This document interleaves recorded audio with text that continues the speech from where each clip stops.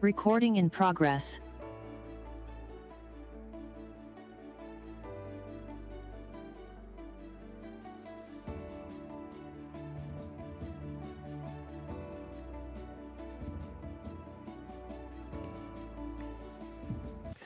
Good evening, everybody. Welcome to Hayward City Council meeting, May 28, 2024.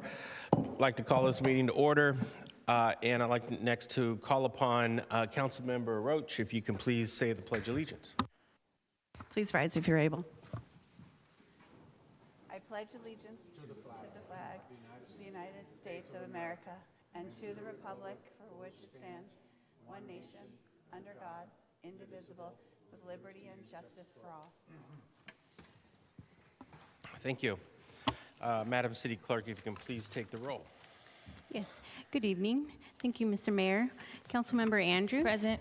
Councilmember Bonilla Jr. Present. Councilmember Goldstein. Present. Councilmember Roach. Present. Councilmember Syrup. Present. Councilmember Cermeño. Mayor Salinas. Present. Thank you. Next is our public comment, and this is reserved for anybody in the audience or online that would like to make a public comment that is something that is not on the agenda. Is there anybody in the audience that would like to make a public comment, something that is not on the agenda? Seeing nobody here, having no cards, seeing nobody online, I'd like to close public comment and move on to our public hearing. Item number 1. Public hearing number 2, to receive input from the community on city council districts to be established for district-based elections beginning in 2026. And I believe our interim city manager, Dustin Clausen, will kick this off. Great. Thank you, Mayor. Good evening, Mayor and Council. We're here this evening to go have our second discussion about this. Our second discussion with the public and council this evening. Tonight we have joining us again Karen McDonald from Q2 Analytics and Jennifer Netwig from Trepepe Smith, and they will go ahead and lead us through a presentation, and then we will hear from members of the public and answer any questions that council may have. Go ahead, Karen. Thank you so much. Good evening, Mr. Mayor, members of the council, members of the staff, and members of the public. Thank you so much for having me. I have prepared a much smaller, shorter presentation than last time. Just to recap everything that we discussed last time and bring everybody up to speed on what we're doing. Talk a little bit about the criteria and so forth. So without further ado, I will give you the overview here. So first we'll go over the districting process and the timeline. The timeline has changed a little bit, which many of you may have seen.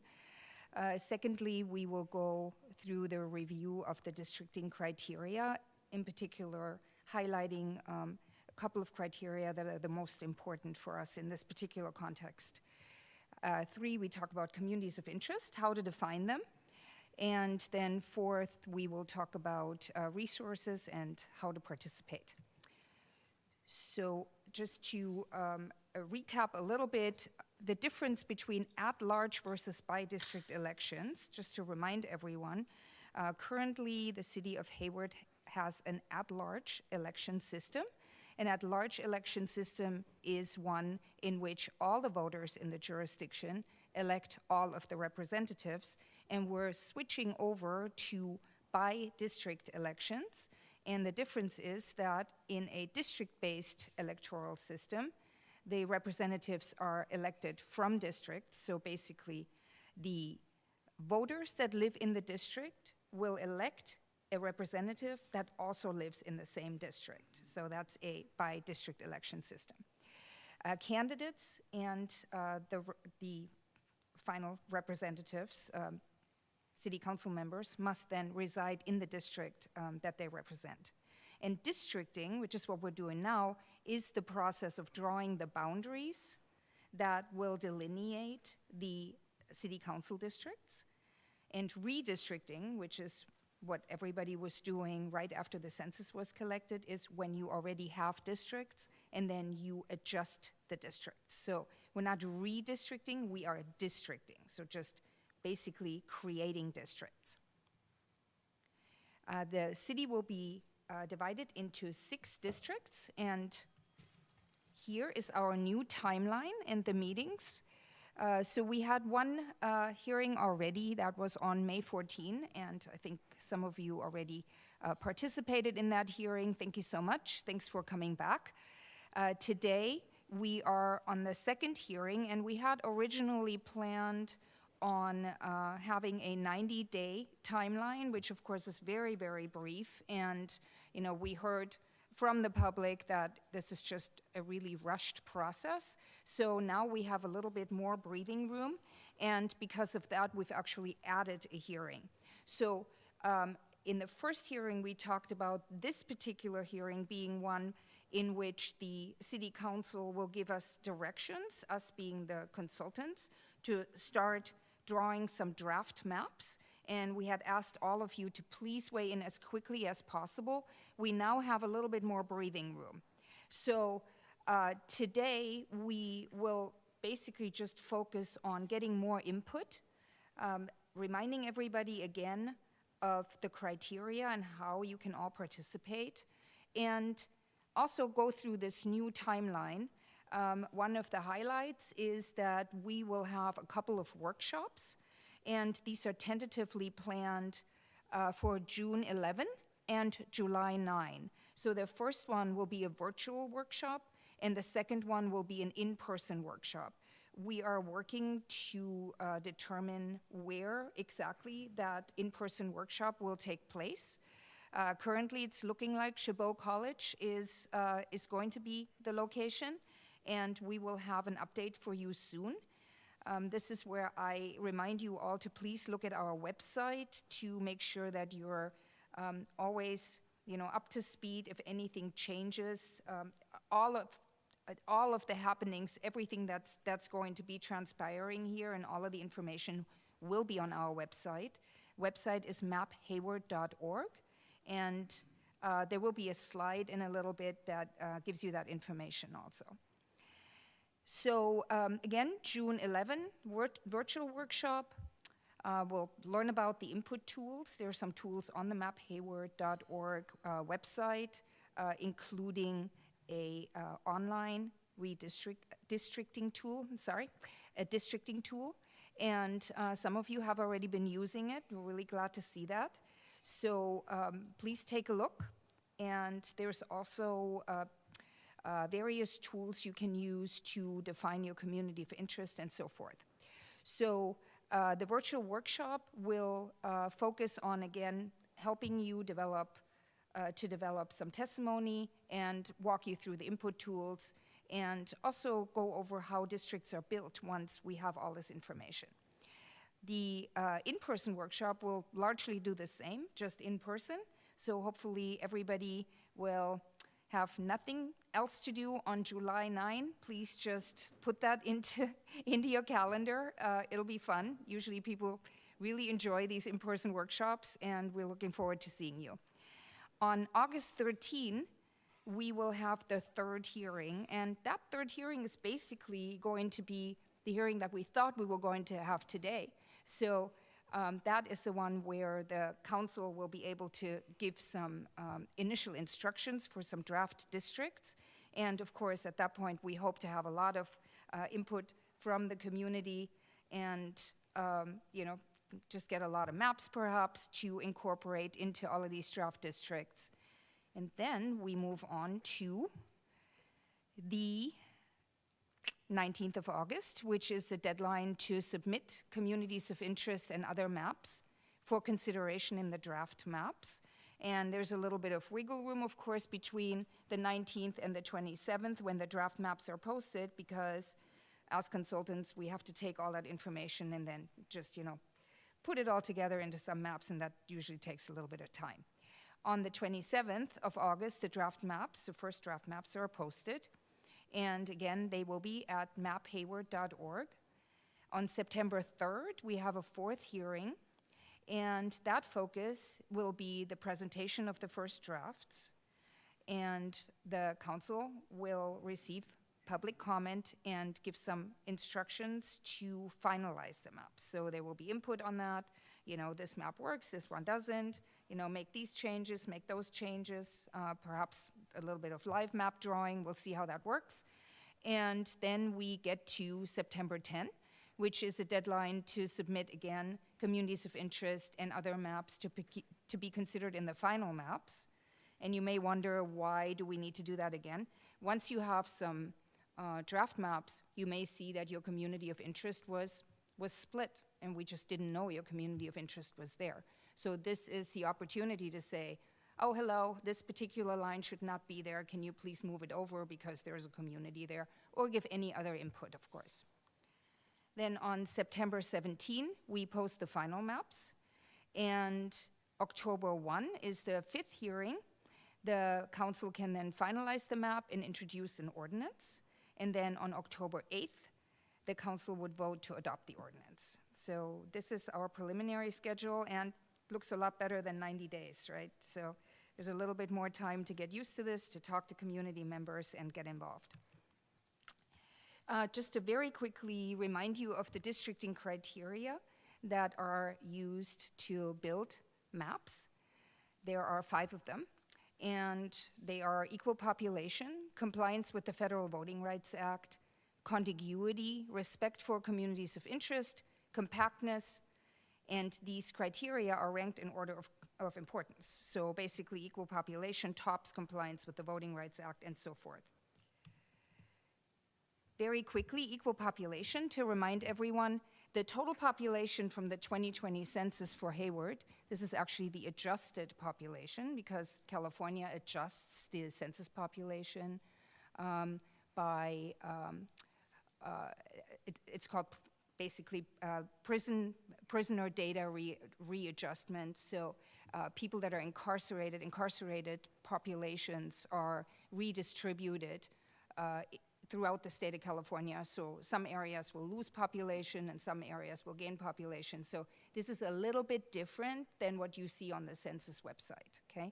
So the census population, the adjusted census population that we use for the districting process is 162,954 persons. And that is everybody who was counted by the census with the caveat of that prison data adjustment. So it's not registered voters, it's not citizens, it's just everybody, okay?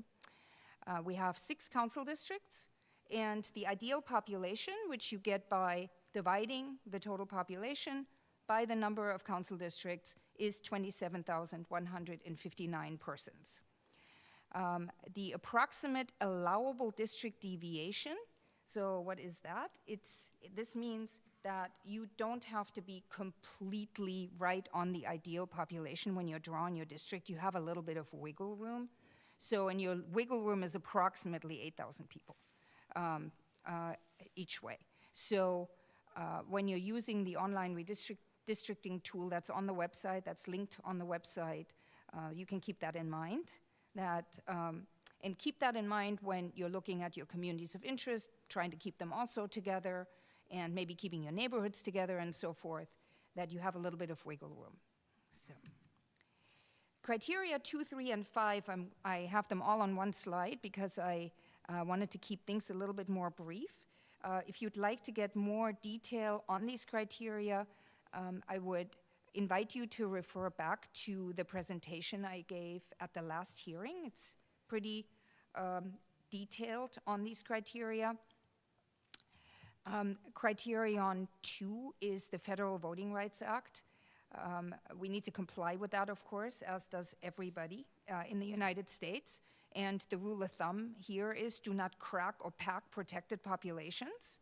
I spoke at this at length, about this at length at the last presentation. The third criterion is contiguity, which, again, just in short, the districts must be in one piece. So don't have like one piece of the district in the north and the other piece in the south, and they're not connected. You should be able to travel from one end of the district to the other end without crossing the district boundary. So just to keep in mind. And then the 5th criterion is compactness. So please keep an eye on the shape and geography of your district. Don't pass nearby populations if you don't have to. And, you know, compactness is one of those things. Sometimes a district will just end up looking a little bit funny because, for example, you're trying to keep communities of interest together, or you're trying to keep neighborhoods together. But in general, you should keep an eye on it.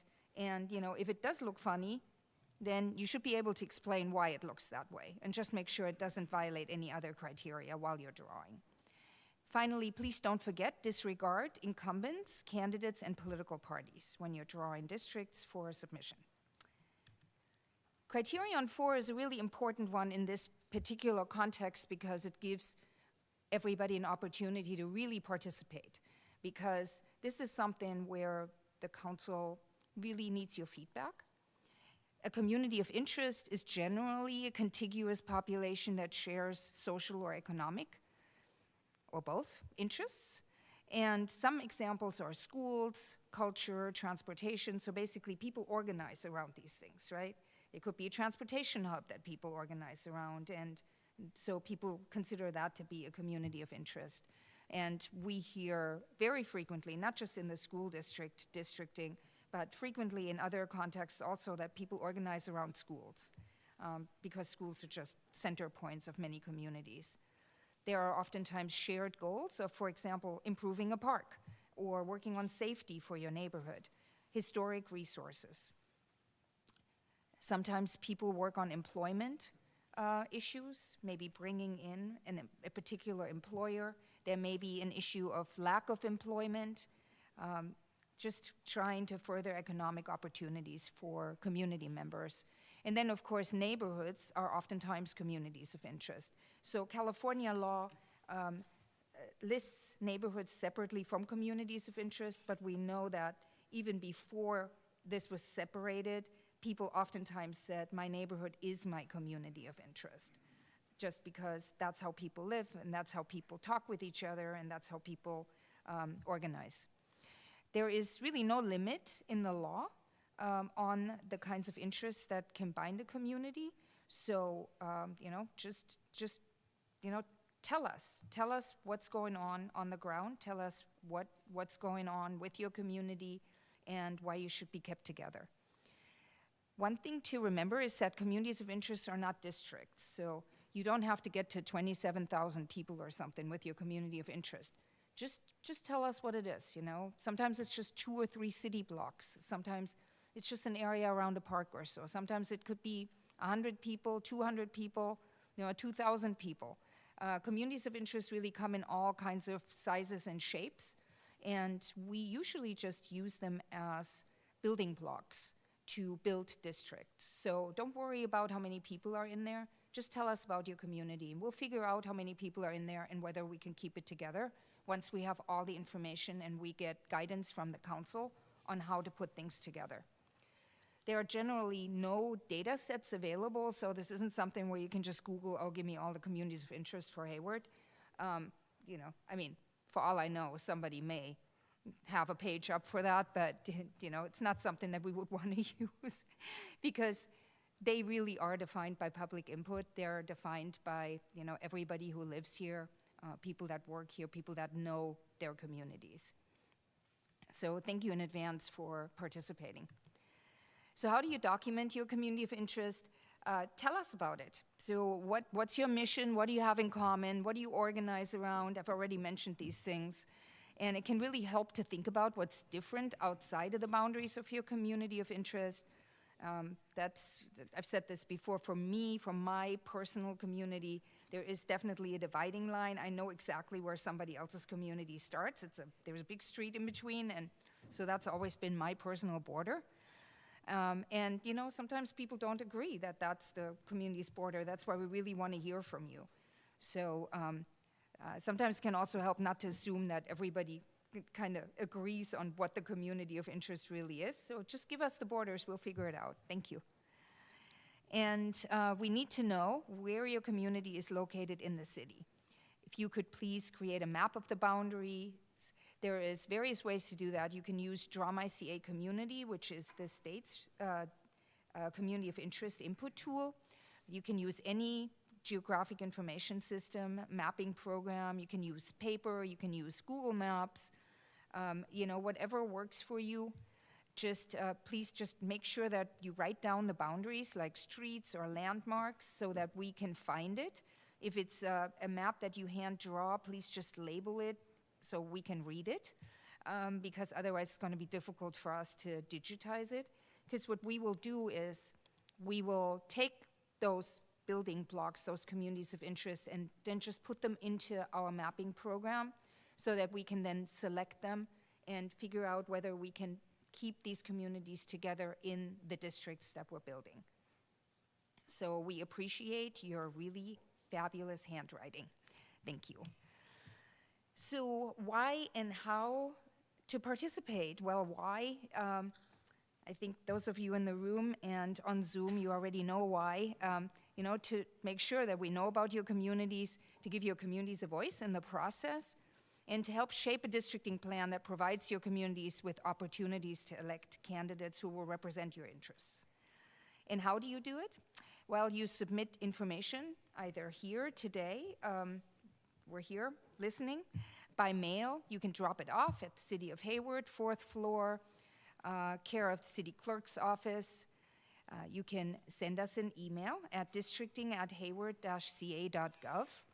You can even call 510-583-4444. And information is available online. Again, please just keep checking the website as we figure out where the next hearing is going to be or where the workshops are going to be. This is how you find out where it is. It's at maphayward.org. And the tools that I've already mentioned are available on the website, so you will find links there. The public online redistricting tool to create your own district submissions. And I should say, you don't have to draw a complete plan either. It's totally fine just to draw one district or 2 districts if you want to. You don't feel like there is pressure to create an entire 6-district plan for the entire city. Do what you can, what you feel comfortable with, and just send it on, and we'll do what we can with it. There's a paper districting kit for printing and manual line drawing, so you can do that also. There's basically paper maps and some demographics, some very basic demographics. You could fill those out. You can scan it and then send it over or drop it off when you're done. And then there's an Excel districting kit for creating district submissions. So, it's basically the same thing. You just don't have to manually add up the populations. Excel will do that for you. Thank you, Excel. And then there's a community of interest form to print and fill out. And there's also an online form that you can just fill out. So that's just describe your community of interest. You don't have to draw anything. You can just say, my community of interest is from this street to this street to that street to this street.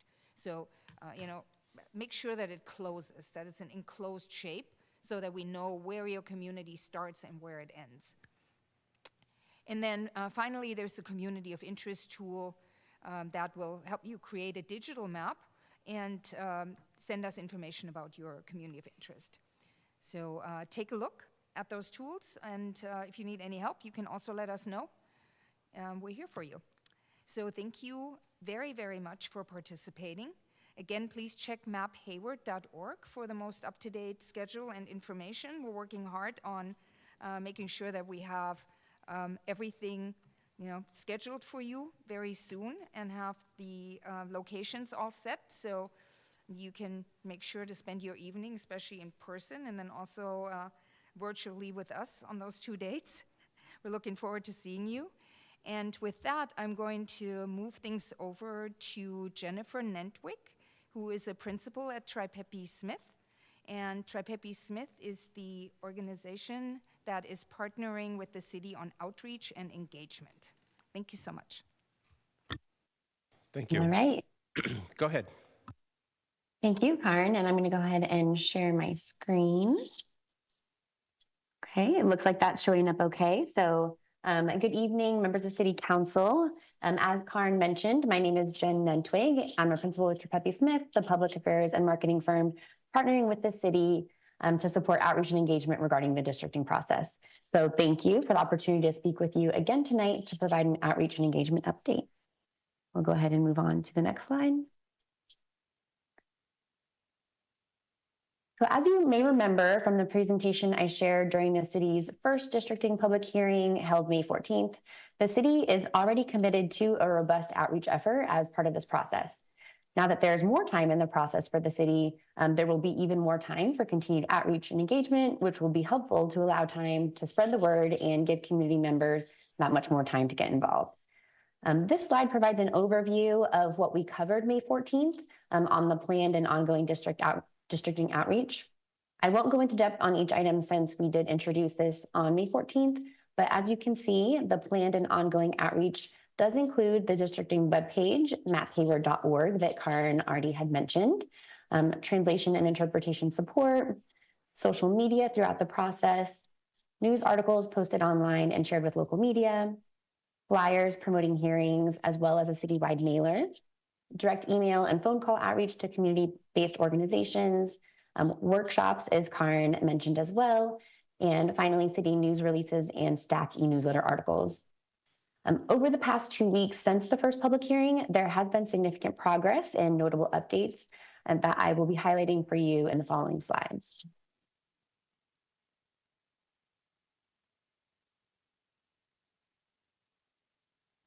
Just going on to the next slide, apologies. Okay. So the first significant update that I'd like to share is regarding a city mailer that the city had mailed out since that first public hearing. You can see screenshots of both the front and back slides of the postcard here on the screen, showing that the postcard included information about the process in English, Spanish, Chinese, Vietnamese, and Tagalog, as well as a user-friendly QR code and URL to the website. Since that May 14th hearing, the postcard was sent every door direct mail to 63,454 addresses in Hayward. So that is just one of the tactics, as mentioned in the previous hearing, that shows that there's a variety of methods used to reach folks, whether that is a print postcard, as shown here, digital tools, and electronic, and just kind of community-based outreach as well. So from there, we'll move on to an example of digital outreach, which is the website. This is a follow-up to the last hearing where we introduced the website and mentioned that it really is intended to be a one-stop shop for all the resources that community members could want or need to get involved in the process. And so we do have metrics to share with you this evening that shows from May 2nd, when the website went live, to May 23rd, when this data was pulled. There have been 2,412 page views with an average session time of around 17 seconds. The top 3 pages that have been visited include the welcome page that provides an overview of the process that had 1,244 views. The draw a map page that has the map drawing tools that Karen mentioned, that's had 322 views so far. And then the schedule page, which Karen mentioned, will house details about events such as tonight's hearings, future meetings and workshops, that has had 308 views. So getting some good traction. And again, there'll just be that much more time in the process for folks to continue visiting the website and engaging there. Next, we'll move on to the next element to highlight, which are news releases and newsletter articles that have been developed and sent out regarding the process. The City of Hayward and Tripeppi Smith developed an initial press release announcing the district formation process. The city shared that press release with various media contacts on the city's website and included an article in the stack. There's actually been a subsequent press release published as well that announces the settlement agreement, and that press release has also been distributed by the city and posted on the districting website.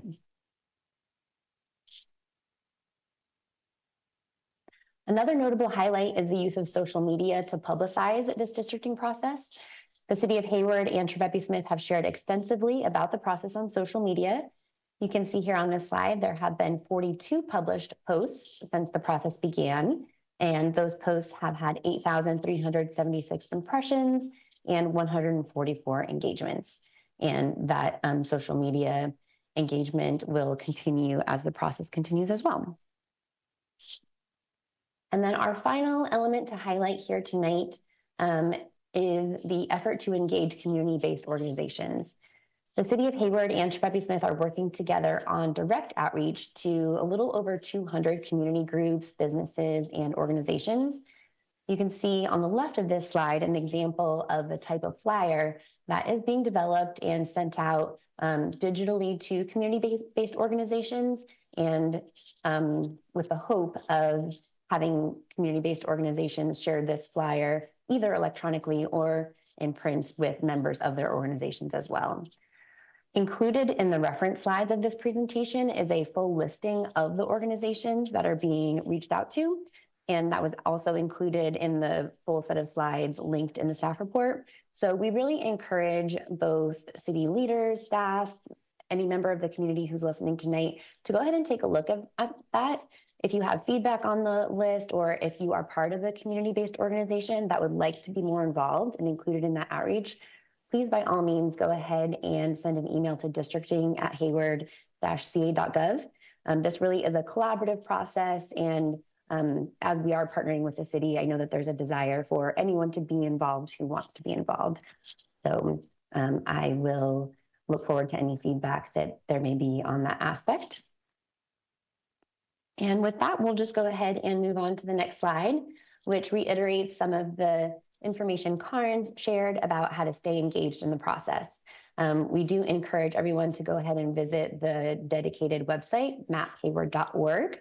And other ways you can get involved is by reaching out via phone at 510-583-4444, and or by sending an email to districting@hayward-ca.gov. And as I move on to the next slide, this does include my presentation with an update on the outreach and engagement so far. Thank you so much again for the opportunity to speak with you and to share this update. Pending any questions or comments you may have for me or for Karen, I would then turn it over to the mayor to facilitate the public comment section of tonight's meeting. Thank you very much. Thank you. And again, thank you for a great presentation, and I appreciate it. So next, I'll move on to public comments before we return to the dais. So our first I want to call upon our language speakers. Can I have first is Lilia Corral?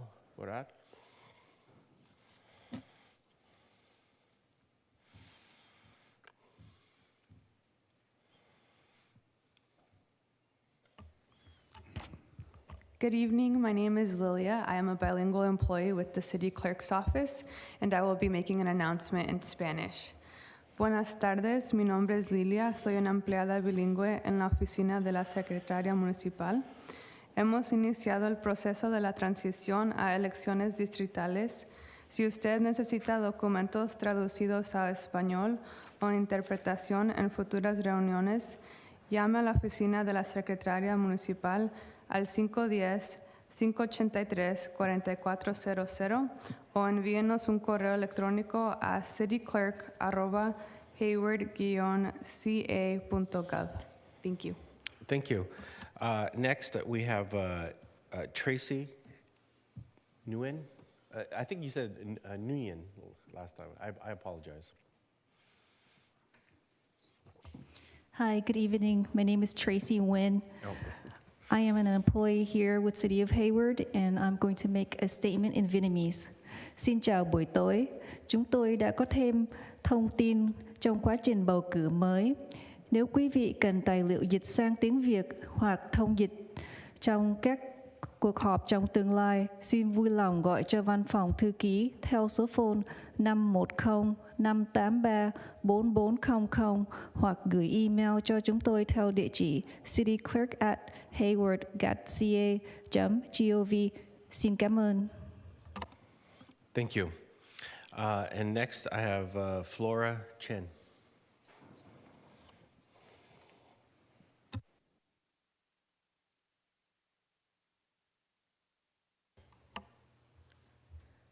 Good evening. My name is Flora Chen, city employee. I'm going to give announcement in Chinese. 晚安，我们已经开始新的选举流程。如果你需要中文翻译文件或者参加听证会需要翻译，请联系城市书记官办公室，电话510-583-4400，或者发电子邮件 cityclerk@hayward-ca.gov。谢谢。Thank you.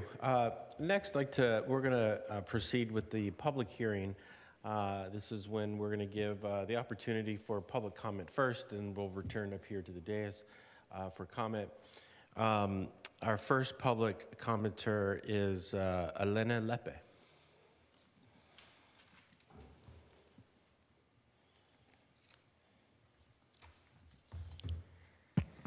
Good evening, Mayor and the council members. My name is Elena Lepe, so I am here for support all districts. I'm very excited for see more people help the community. So I represent for El Puente Comunitario. I am interested for participation and provide support. The more important is work together and create more connection with community. So. And I invite more people for support you. The city of Hayward. The city of Hayward is a Macy city, so now I think work together with the impact the community in the schools and the all needs in the community. So I am here again for support all district. So my question, no question. So I working with the community for support all district. I don't know. I send the information with the. And the link. So thank you for this opportunity. Thank you for hard work. Another part is I like see more, inclusion for everyone. So that's a part for me. I am here for support. Thank you. Thank you. Ms. Teresa Resendez.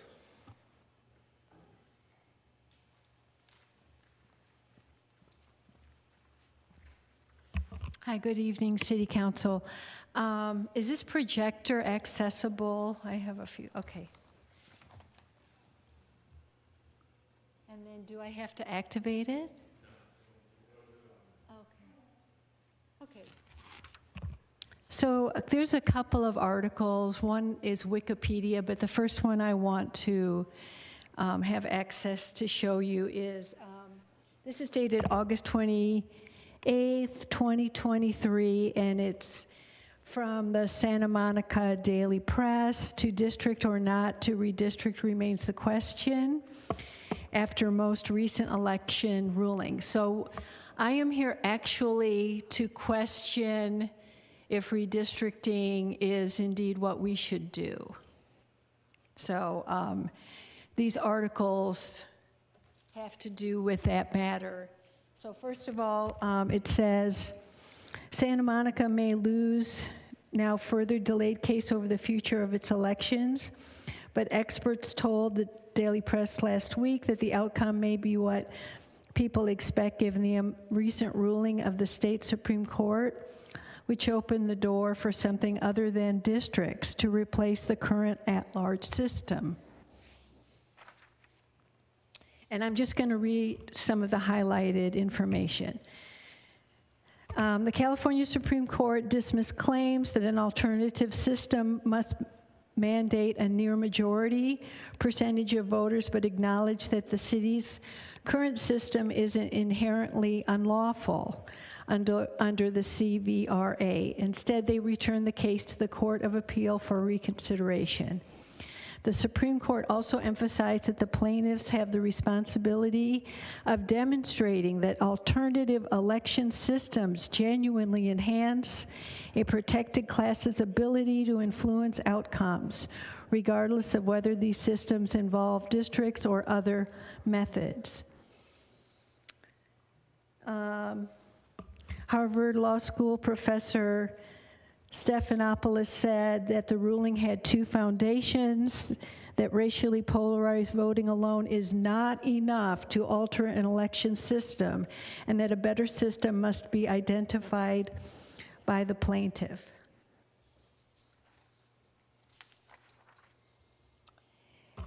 In particular, quote, a plaintiff must put forward a system of proportional representation using cumulative, limited, or ranked choice voting, he said.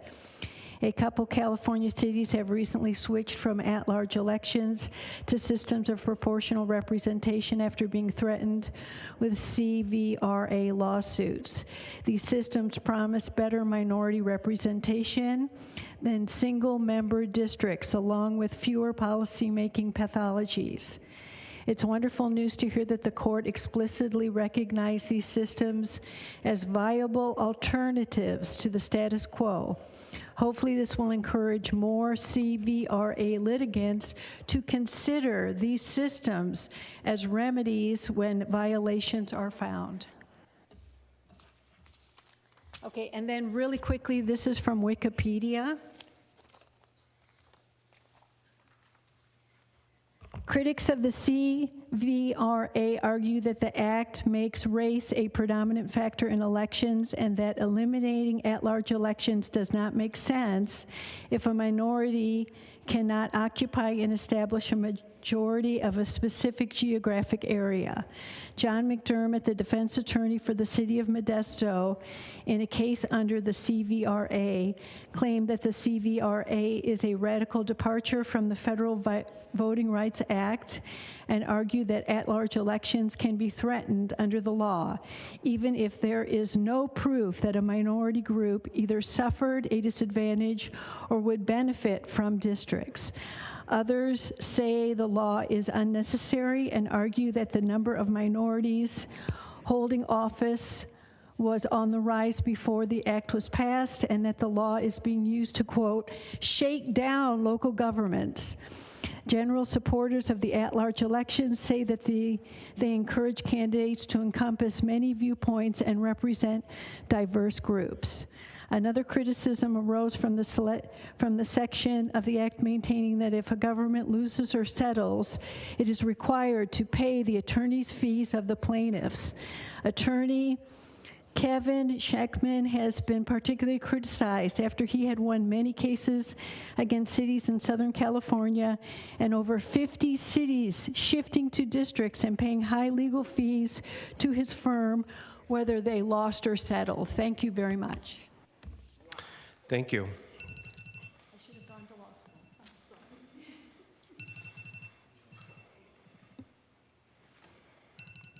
Oop, okay. Thank you. Next commenter is Paul Taylor.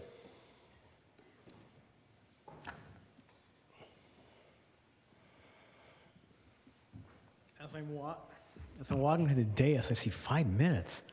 I've never had 5 minutes. In fact, lately, it's been 2 minutes, and in some cases, a minute and a half. So this is like really refreshing.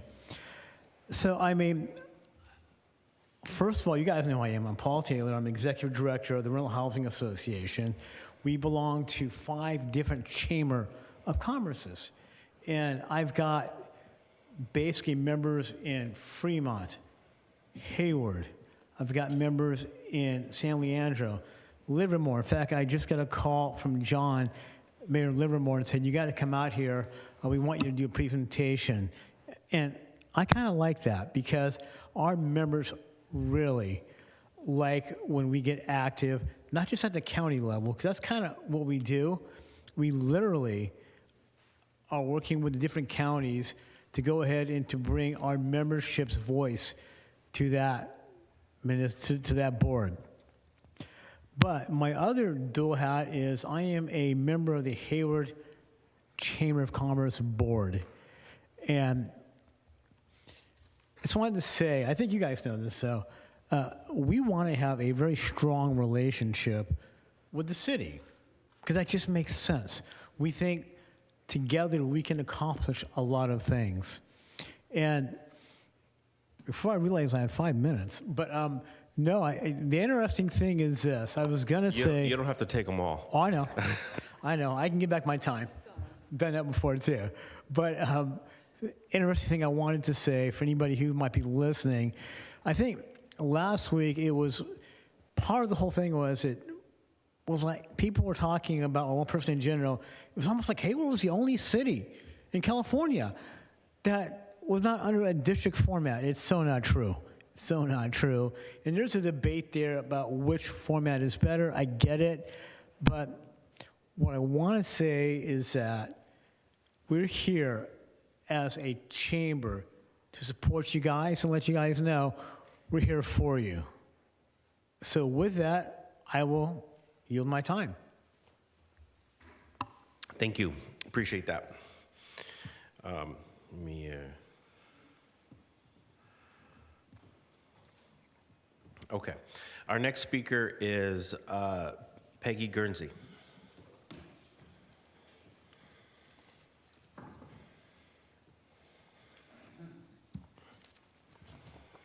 Good evening, council members. I'm in favor of the at-large voting for everyone in an election, but I guess we can't have it. I don't like what I don't understand. Why were we sued? Why did we settle? Where and who messed up? If I understand that if someone can be elected and if there's what amount of people, but if only 400 people vote for that one person, but in my area, 10,000 people vote for this person, this one gets elected with 400 votes, this one gets elected with 10,000 votes, but I can't vote for this person over here, even though I might think this person over here doesn't have my best interest, but when that person sits on the council, they can make choices for me, which I apologize.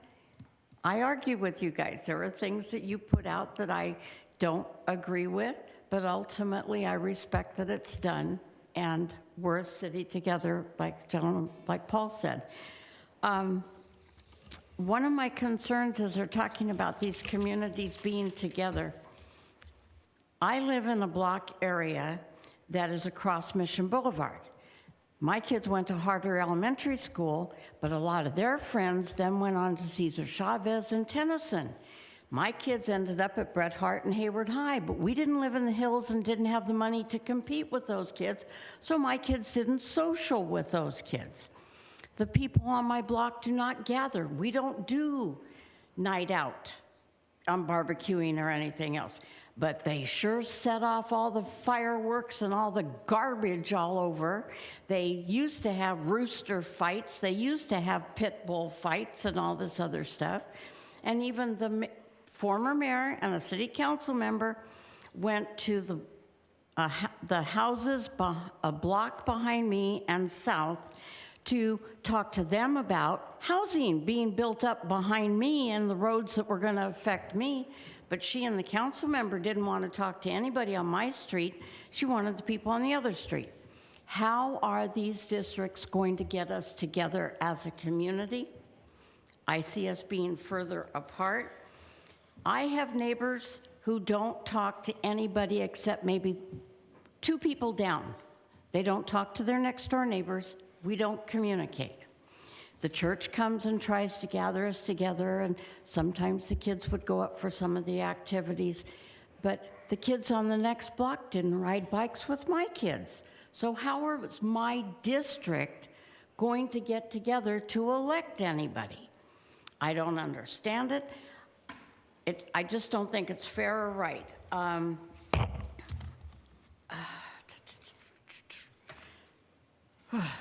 I'm sorry.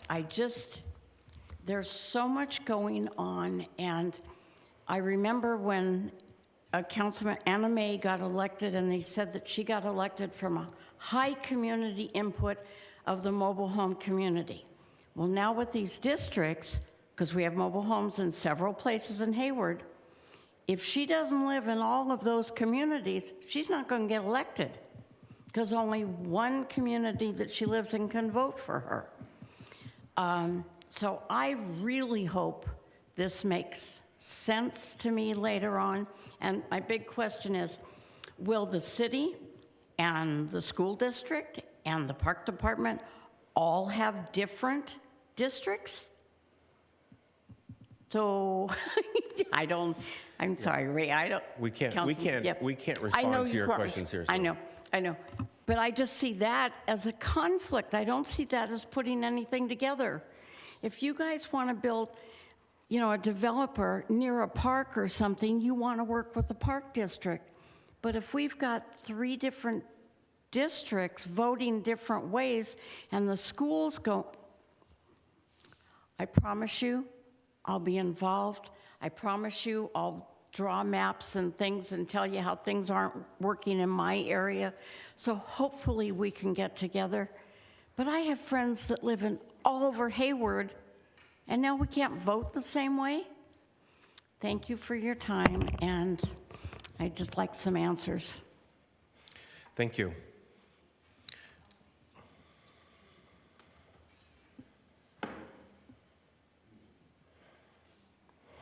Our next speaker is Chuck Purvis. Mr. Mayor and the council, let's see if that comes out. Thank you. I've actually, thanks to the consultant for producing a really excellent web-based mapping tool. I found it very simple to use, although I think I lost about 15 or 20 minutes at the start trying to create a district and save the district. So it was not as intuitive as I would have hoped. It's a very simple software, but I think what we need is like maybe a 5-minute YouTube lecture just to say, this is how you get started, get rolling, get your first 2 districts in, and then go edit from there. But I commend you, it was really good piece of software. Now, what I've tried to do here is, I think you need a lot of auxiliary material to help citizens and the council kind of think through some of the demographic characteristics of the city. This one just shows the largest racial group by city block, by the 1,478 city blocks. The predominant color there is Hispanic, followed by Asian in certain communities. One of the problems with this particular map is we have this big green dot out in Eden Landing, which is, it's just due to that the center of that block is out in the middle of the Eden Landing Preserve, where it really should be kind of tucked up against, I can actually point there. It should be right about there. So, and another way of looking at it is for the second largest racial group. So it's kind of even a little bit more mysterious and flip-flopping, where it flips from Asian predominance to Hispanic predominance in many neighborhoods. So I'm just not just sure how to integrate this with the upcoming workshops, or to try to give folks more ability to look at some of the demographics in detail. The only other point I want to make is that interstates and railroads make great boundaries. They're impermeable, they're tall, and even though they also divide neighborhoods, they also kind of separate neighborhoods. So I think of those railroads, the Interstate 880, 92, Foothill, Mission, as kind of naturally or unnatural large boundaries that kind of separate neighborhoods, whether we like it or not. Thank you. Thank you, sir. Let me.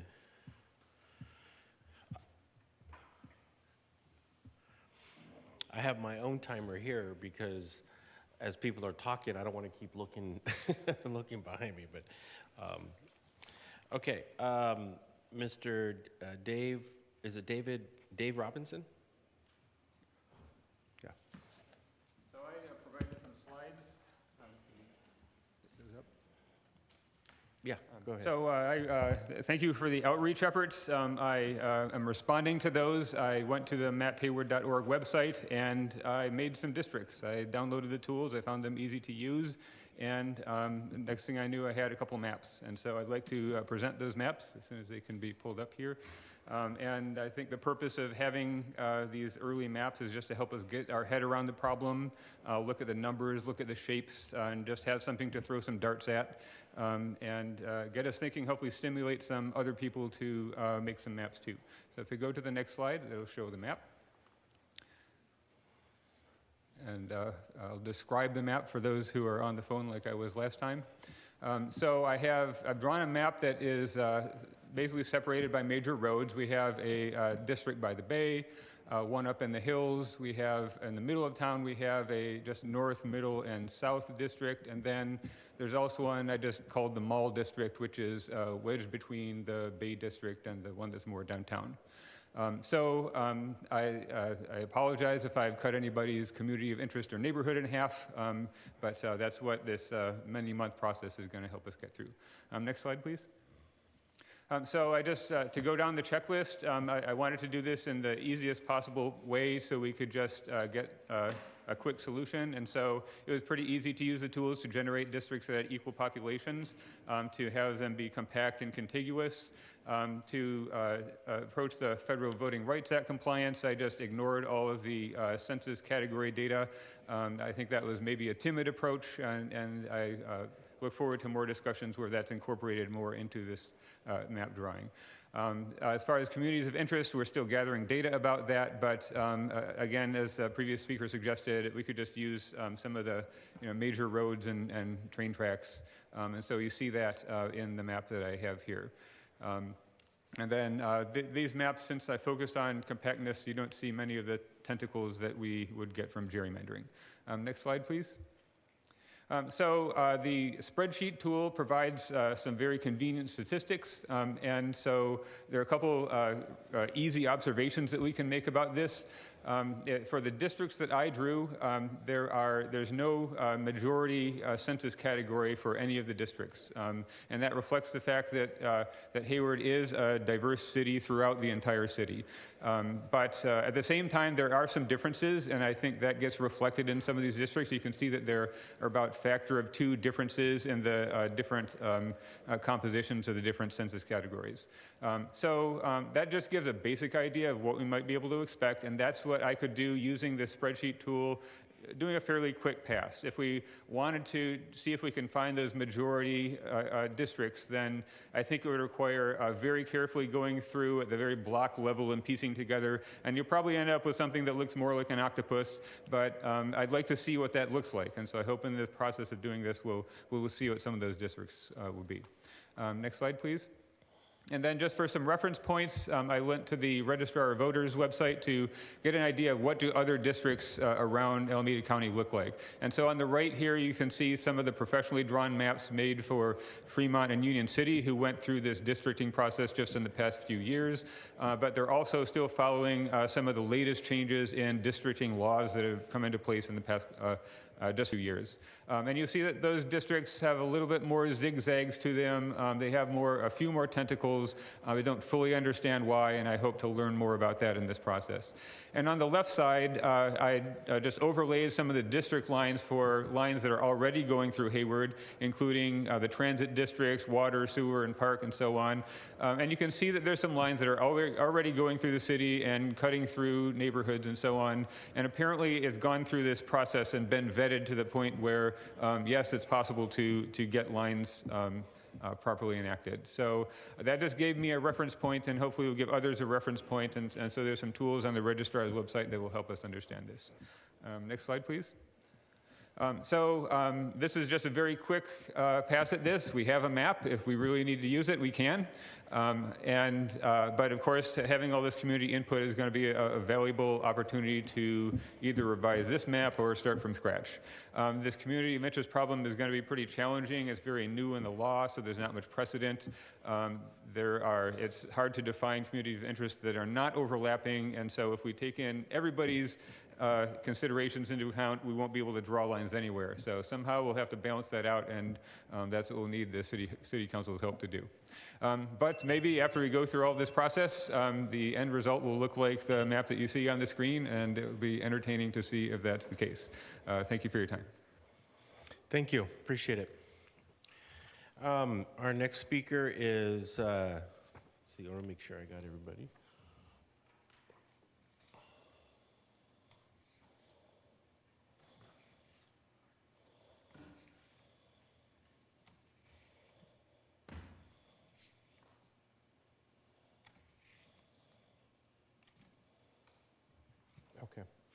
Okay, next, let me set my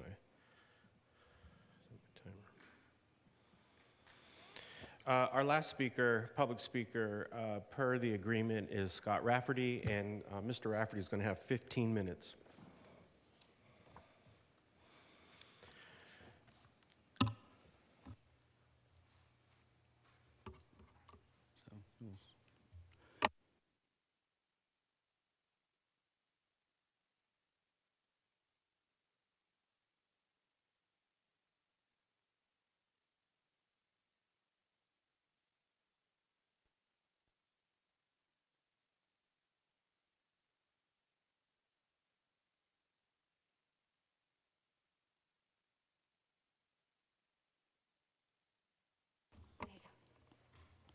So I'm not here tonight to talk about the voting rights aspect, because any good map will take care of that. But I want to try to suggest some ways that the community could define communities of interest to help Dr. McDonald prepare a map that is going to be a fair map for all of the city. And so next. So you've defined, the council's actually defined neighborhoods, and that's a good starting point. Of course, other people may have views of neighborhoods, and that's kind of the class of community of interest. And a very important one as to how people see how they combine with other voters to elect a representative. Next. I have this map that's from the city's GIS website, and I've collected both official sources from the city's GIS, from the county's GIS, and from the census that enable you to look at maps using different socioeconomic variables. And there are also unofficial sources, niche and other real estate related sources can give you a sense. Next. So this is something that the state of California did prior to the last census to help save a congressional district. It really focused on who's hard to reach, and it had a composite that looked at socioeconomic variables like crowded housing, limited English, people who were transient, and it came up with this composite, which I think is a good overall measure of people who are likely disempowered in local government. So that is one good official source, and it draws on next on these census variables, which are among those that I would highlight in looking at socioeconomic communities of interest. And what's important here is to create districts that are distinct and not just 6 microcosms of the overall city. That have, and particularly to protect areas that traditionally have not voted at high levels from areas that do. Because in the at-large system, candidates inevitably look to the areas that are sufficient to get them to 51%, and parts of the city can be chronically overlooked. And we know that moving to districts has really transformative impacts on voter participation in those areas, which is one of the most important benefits. Next. So in trying to identify these areas that are capable of being better represented on the council, and to do this with an equitable lens, I looked to several socioeconomic variables that are likely barriers to participation. This shows where more than 25% of the population is below twice the poverty level. So that's, income is obviously a very important variable in how people participate and what they need and expect from local government. Next. There's also the issue of residents who are not yet citizens or not yet 18 years old. So this looks at non-citizen adults over 15%. And that's a very large part of the city. And what's significant here is that they have needs that are, these neighborhoods have needs that are proportional to their population, not to the number of voters. So these neighborhoods can be represented by those who can vote, who are over 18 and are citizens. Next. And education is another important factor. The green area is where more than 10% of the population has graduate degrees. The red area is where more than 10% of the population doesn't have a high school diploma. It's important to try to segregate those areas, because if you don't, if you blend them, then the people with high school, with graduate degrees tend to vote at much higher levels and have an outsized influence on local government. Next. Another area is people who are not yet 18. Now this looks at areas with relatively few children, less than 15% is in green, and areas with more children, more than 25% is in red. And that's an important variable, because children have very special needs, both in the school district and here, and they need to be represented in proportion to their numbers, despite the fact that they rely on their parents and neighbors to represent their interests. Next, please. A classic community of interest is renters. And there are areas in the city where more than 80% rent. That's the dark blue. And more than 40% is the light blue. And they have distinct needs and expectations of local government that deserve to be represented. Next. Similarly, this shows where people have moved, where more than 10% have moved in the past year. So obviously these people are less connected to their communities, in many cases to the city, and this defines them or enables you to think about how they fit into a potential community of interest. Next. Another way of looking at communities of interest is historical communities that people identify with. And of course, in Hayward, the most significant one is Russell City. And that should probably be something that you look at in terms of respecting the integrity, its geographic integrity. Next. A very important expectation of communities is public safety. And areas with high levels of crime are a significant community of interest. And this shows violent crime, but other kinds of crime are also significant, drug-related offenses. So those deserve some attention. And in looking at next, the police beats are sort of a combination of neighborhood basis and also a focus on public safety. Those are worth looking at as the public decides which are the most important communities of interest. Next. There are not too many jurisdictions that divide the city, but of course there are parts of the city that go to a different school district, and that is likely a community of interest. Mr. Robinson took the extra step of looking at the trustee areas and divisions within each jurisdiction, and those boundaries may or may not be ideal for a city, because school districts have different objectives in defining their communities, but it's important to look at them. Next, land use is obviously critical. Who's near a shopping center? That often has impacts. What the density is, what the vintage of the housing is, certainly what the value of housing is, defines one community versus another. Next. this is, you only have, well, you have a branch library, but you have a beautiful library, but it does serve most of the city. In terms of looking at other gathering places, one is school sites. This is a map of the school sites.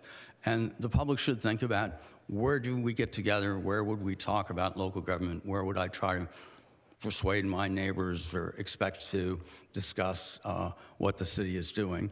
And parks, maybe.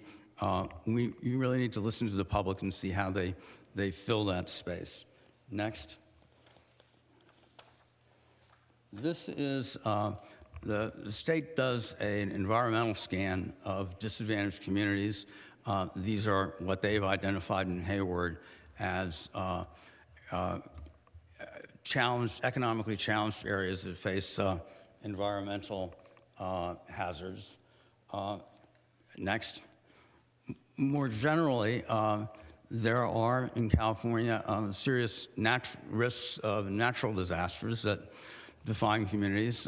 This shows flooding in the upper left, wildfire in the upper right, and of course the ground shaking potential or estimates created by the county government. So more information on that is of course available on the county website. Next. Another important set of communities is those based on ancestry, whether they're protected by the California Voting Rights Act or not. You should look at the extraordinary levels of Afghans, sub-Saharan Africans who are a protected group, Arabs, Eastern Europeans. Within the Asian community, it's not a monolith, obviously. Very large Filipino population, followed by Chinese, and a significant number are foreign-born. Those populations should be considered, and the data, once you get beyond the larger groups or the racial groups, the census data is not so great on this, so it's important to listen to the public say, this is where the Arab community resides, and we'd like to be kept in a single district. That is, and then finally, I provided a link to a mapping tool. I hadn't been aware that Karin had drawn one, provided one already. All these tools are a bit of a challenge. But that is, what I thought the role of today's meeting would be to just provide some food for thought for the public, because this is where they can really make a difference and make this succeed. Everything else is, the Voting Rights Act will take care of. Obviously, things are going to be contiguous. Compactness is another criteria of lesser importance. But it's really important to listen to the community, how they see themselves, what kinds of voters they want to aggregate with, who are most like them, and to give them an opportunity to have 6 dedicated voices that represent distinct communities, because that makes the council more representative and more accountable, because you really are accountable only to the people who vote for you.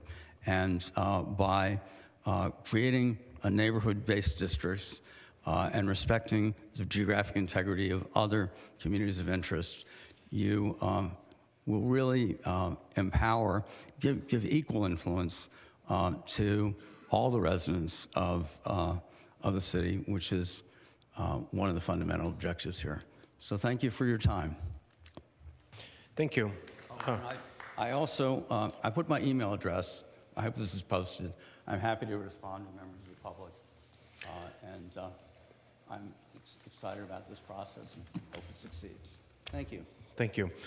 And just for clarification, Mr. City Attorney, I just heard that we have, one potential community of interest was Russell City. And I was just curious, does Russell City exist today? Thank you. Our first, to return up here in the dais, our first speaker is Councilmember Andrews. Thank you, Mayor. I just actually had a question regarding the list of businesses. I did see many of the businesses on there. That list might need to be updated, so just want to make sure that we identify businesses that are no longer open, but there are plenty that are open that also weren't on the list. So want to see that process. How did we get that list? I can go ahead and speak to that. So we received the list in coordination with city staff. Okay. So we can continue to coordinate with city staff to make any necessary updates. I will also note that we have the Chamber of Commerce on the list as well. And so whether it is in coordination with the Chamber to update the list or kind of working through the Chamber to reach additional or different businesses, we'll be happy to move forward with that as well. That'd be great. And I was wondering if you could also connect with the Churches Downtown Hayward Improvement Association. And there are many swim clubs that were missing, and wanted to also know if you will be reaching out to HOAs. Yes, we will take that feedback and revisit the list as needed. So thank you. Thank you. That's all for right now. Thank you. Thank you. Councilmember Syra. Thank you, Mayor. Thank you for the presentation and the reports. And just a big heartfelt thank you to the folks in the public that came out today to express their interest around this process and the many comments and suggestions and maps that we received online. I'm grateful for how much thought is being put into this by members of the public. There were a few suggestions I just wanted to surface here to improve public input. One was, I understand that the ask is around communities of interest, but some folks that are making maps might not be aware of the 27,500 plus or minus 5%. So having that communicated clearly before folks go into drawing maps, so they're not submitting maps that are inaccurate, was a request by a member of the public. I believe that Chuck Purvis showed some really interesting auxiliary materials. I'm wondering what the process could look like to incorporate some of those materials around demographics and race, so that these are other ideas that members of the public can incorporate as they're drawing maps.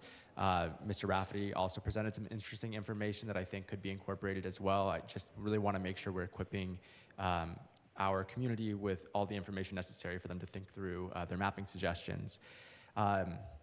Another suggestion, I don't know if this falls within the city clerk's office or our outside help here, is we receive a lot of files from folks in the form of zip files, but those aren't expanded. So when somebody from the public is trying to see what someone else has submitted, it's not clear if they can see that file. So I'm looking at a few emails, one particularly from the Hayward Community Coalition that said we've attached somebody's map, but I wasn't sure if that map was expanded or not in the documents received after the agenda was published. I just want to make sure that we're opening those zip files and publishing them so that the community can see what other suggestions are being made. A question about the organizational list, similar to Councilmember Andrews, is are we currently working with our community services manager to identify community service organizations as well to do outreach? I know we have good partners in the business community. I want to make sure we're being as deliberate with our community services. Thank you again for the feedback. We will go ahead and confirm that information with city staff and update the list as needed. Thank you.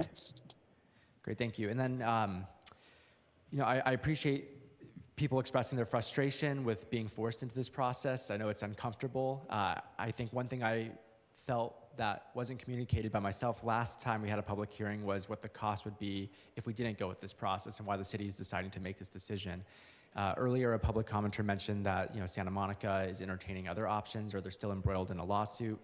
That lawsuit is potentially costing them $22 million. There's a reason why cities across the state have made this decision.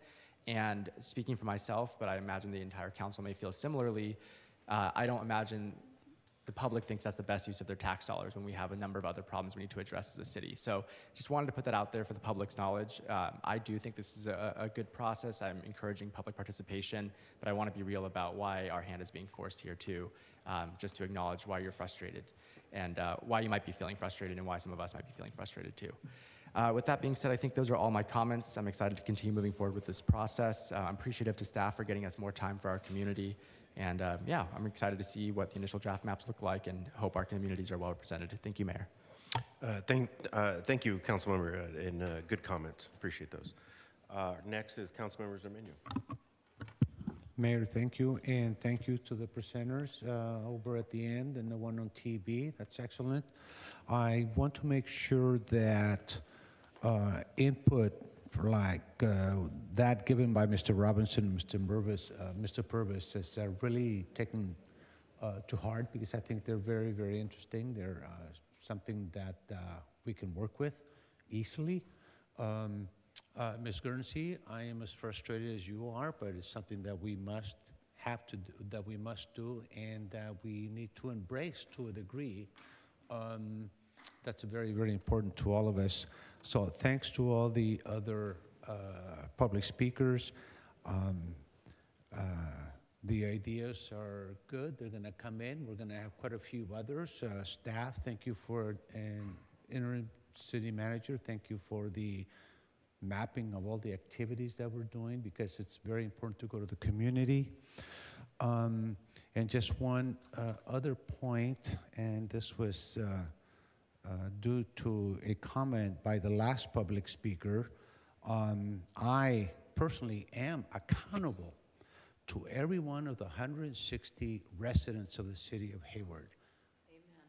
Take that into account, 100%. I am accountable to every one of them. So, thank you. Thank you. It's 160,000, not 160, right?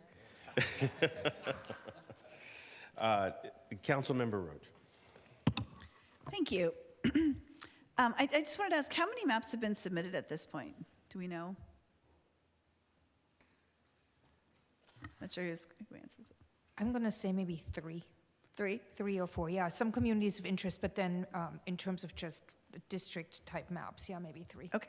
And then just, I did a little bit of work when the county was redistricting, but I do remember, once you get, hopefully we'll get many versions of maps from the community submitting them. But then will it be your job to sort of coalesce and get some basic ideas of where people are headed? And then we'll be presented with, 10 maps. Like how do we eventually cull that information? Because hoping it will be a lot of information to narrow down. Yeah, thank you for that question. I think we'll, with the legal team, we will be figuring out a good process for you. Maps are public input, of course, just like other public input, and just like the COIS, communities of interest that are being submitted. So we will have those all available for you to review. And, if you want to incorporate bits and pieces or an entire map and start working off of that, we're able to do that for you. So we'll make sure that we have the entire map available during our sessions. Okay, I see. So it'll be an evolving process, is what you're saying. Oh, yeah. Okay. This will be, basically you'll be building, you'll be building the map. Okay. Yeah, I can just see, based on- as I was playing with it, I can see how you could come up with several versions and submit them all and think, what do you think about this one? And speaking of that, I thought Mr. Purvis's idea of having a quick 5-minute tutorial is a great idea, because I thought it was easy to use as well. I was able to sort of play around with it. But I think sort of maybe a quick overview, because there is the documentation to read, but I think most people just go straight to the map, and to have something quick to, to get at, choosing tracks versus blocks and understanding how to pull up the statistics and yeah, the number, maybe even on the top layer, it should always have what number you're trying to get to in your particular map. So I thought that was a good idea. And then the other thing I wanted to say, beyond the mapping is that, I keep hearing people saying like, I'm only going to get to choose one person. But, don't forget, within your district now, hopefully you'll have several neighbors running. And the hope is that you will know the person running now, because you're going to have several people within each district, running, and so it will be one of your neighbors, hopefully. And so you will. The idea is that you'll have better representation, or I shouldn't say better. I love all my colleagues, but you'll have more, nearby representation, perhaps I should say. And so I think that the idea that you'll potentially have more choice with within the community that you live in. So we'll move forward, and I appreciate everyone's presentations tonight and all my colleagues' comments. Thank you. Thank you. Thank you. Councilmember Bonilla. Thank you, Mayor. I think there's pros and cons either way you go with this. So instead of getting into the pros and cons, I just want to say how much I appreciate the presentation today, the public coming and giving your input, and the extra time we have to be more thoughtful and deliberate about drawing these maps. I think this is a very significant and important undertaking of our community, so I appreciate everyone's involvement.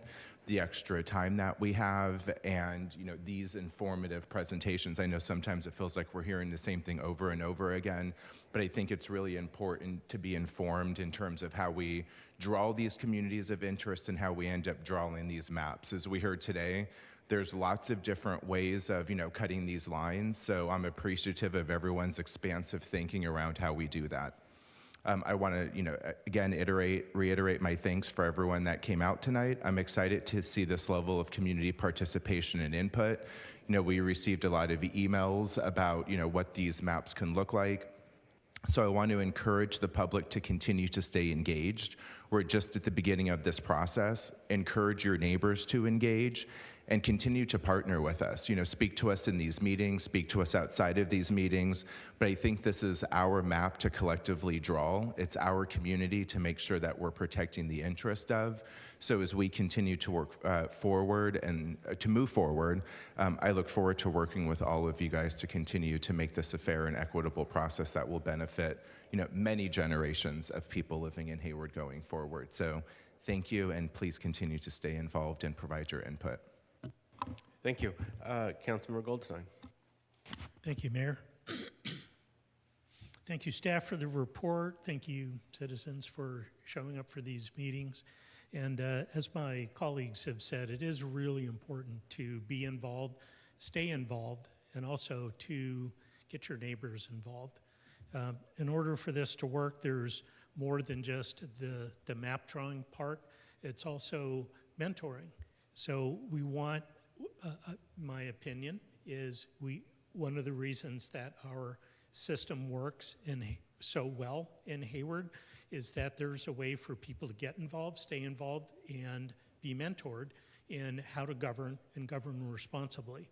And while not everybody has to have that kind of background, there are a couple of excellent examples here up on the dais of people who have kind of vaulted their way to the top, if you will. The fact is that governing a city this size works best when people learn how to do it.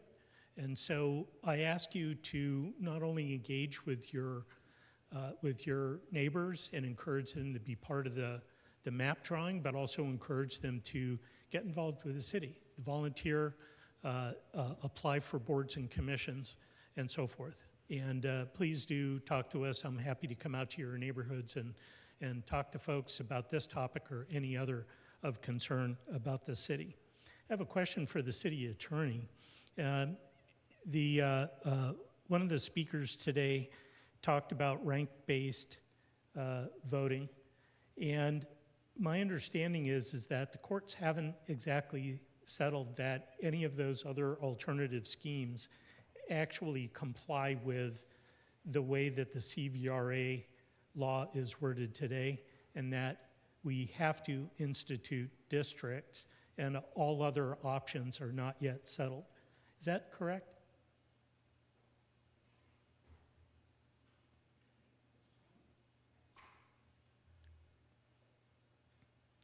Thank you, Mayor and Council. Ranked choice voting is not an option in the process that we are embarking on.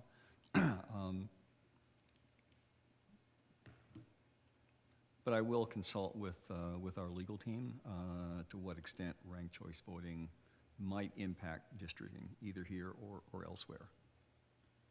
Okay, and if we decide on district maps for the next election cycle, but at some future time, I hate to even ask the question, but at some future time, we decide to change it to something else, that's an option, right? We're not necessarily locked into districts if the courts make some changes, right? Let's not speculate about what the future holds, but thank you for your question. All right, okay, all right, fair enough. So hopefully that kind of clarifies things for those folks that have asked that question. Thank you. Thank you. And then Councilmember Andrews has a few comments, very few, very. Just wanted to thank everyone that came out today in person, especially. A lot of people came out today to speak on this item. I want to thank everyone who reached out via email, reached out to me during events. expressing frustration or support. I appreciate Mr. Robinson showing the tool and being an early user of the tool, and the data presented by Mr. Purvis. Thank you to the resident who did a lot of research on CVRA, and I'm hoping if she left her contact information, we can respond to her more specifically, as she's no longer in the audience, but I'm sure she'll be curious to hear how we responded to that information, as we did receive a lot of that information before this decision was made. I wanted to also make sure that we respond to Ms. Guernsey as well. I'm hoping our consultant can answer some of her questions. I couldn't track all your questions in your comments, but maybe someone can respond via email. And I want to also thank the staff and consultants for gathering information so quickly and providing a tool to use so quickly.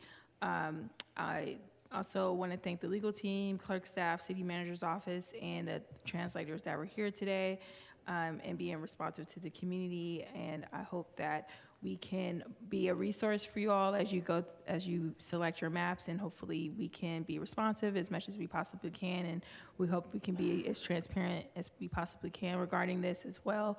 But I look forward to seeing what the maps show and seeing how our community will be transformed by this process. Again, thank you all for being responsive to the community during this time. Thanks. Thank you. Okay, so that ends our questions up here. So I'd like to conclude the public hearing portion of this.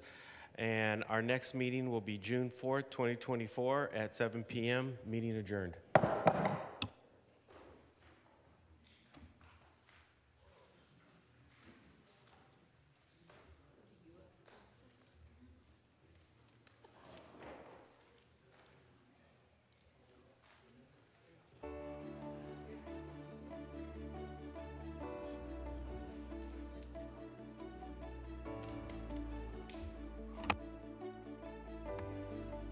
Is it off? Red is off.